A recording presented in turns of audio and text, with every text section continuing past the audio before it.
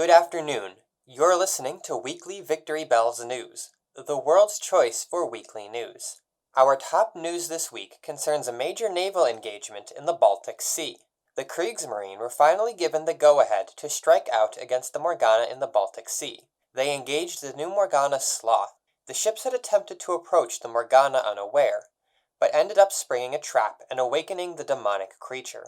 Though the rest of the battle lasted a mere 15 minutes, the German fleet sank the Morgana with the loss of only a single destroyer. A few days later, the Soviet Navy came upon another Sloth near their own coasts in the Baltic. A scouting fleet engaged the Morgana without casualty, but was similarly unable to scratch the hostile battleship. Their task was to delay her until Soviet reinforcements arrived, which was in the form of the cruiser Aurora. She rammed straight into Sloth before her bell showed herself to engage the Morgana in physical combat, pummeling her onto the deck. The Morgana attempted to escape, but was put down by the Soviet fleet, who returned victorious.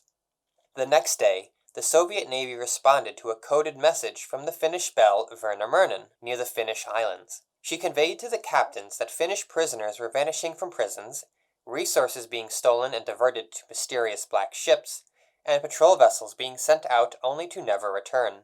All of this was proof to her that the Finnish government had been swayed against its regular actions by the Morgana. This was not the only reason she had summoned them, as she brought them to what can only be described as a Morgana ritual site, with the demonic ships being too distracted or uncaring at their approach. The sights and sounds conveyed are too horrific to describe on this program. The Soviet and Finnish ships attacked the ritual at close range, and scattered or destroyed the Morgana present. The destroyer Gordy was severely damaged in the fighting, but towed back to safe waters. The Soviet Navy and Väinämöinen parted ways. If these reports are true, it is surely a horrific sign that victory in this war is of critical importance to the survival of the human race. We now turn to our regular news. A League of Nations tribunal concluded that Erich Furnick, acting captain of Admiral Scheer, was cleared of all wrongdoing concerning his sinking of an American transport vessel under Morgana attack. They agreed that Furnick was justified in denying the use of assets to the Morgana and rescuing the ship's crew. Furthermore, Germany would not be liable for his actions as a captain engaging the Morgana. The Comintern focused its efforts in Finland by seeking out Finnish immigrants in other nations, namely the United States and Sweden. Though they were mostly successful in improving their position on the international stage, aggressive actions in the United States came under scrutiny from federal agencies. The Regia Marina patrolled close to Italian waters, in an effort to intercept any would-be Morgana attackers.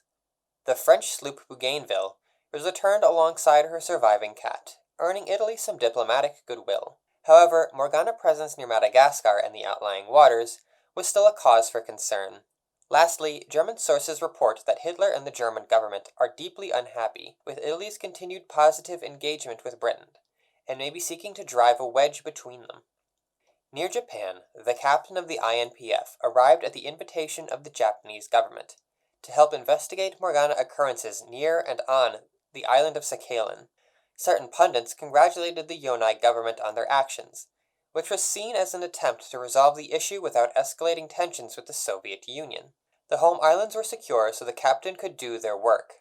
The Morgana fire was driven away after yet another attempt to attack the home islands. The Second Fleet was sent to investigate reports of contact between Chinese warlords and Morgana agents, but found no evidence of such. British and French assets in the region were glad to make contacts within the fleet, but were reportedly happier when the fleet returned home. The French Forster raid made repairs and refits after their previous battle, and afterward held a memorial for Les Malines, who was lost during it. Their next task was to coordinate with other elements in the military about both the Morgana War and war with Germany. Strange weather conditions and far away yet still audible Morgana continued to be a concern for many.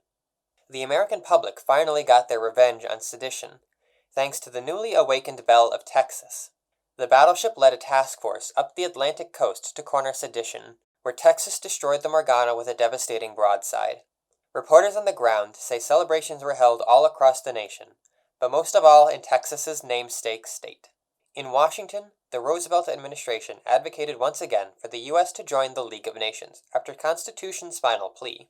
Though political challenges still remained, the public seemed to be warming to the idea.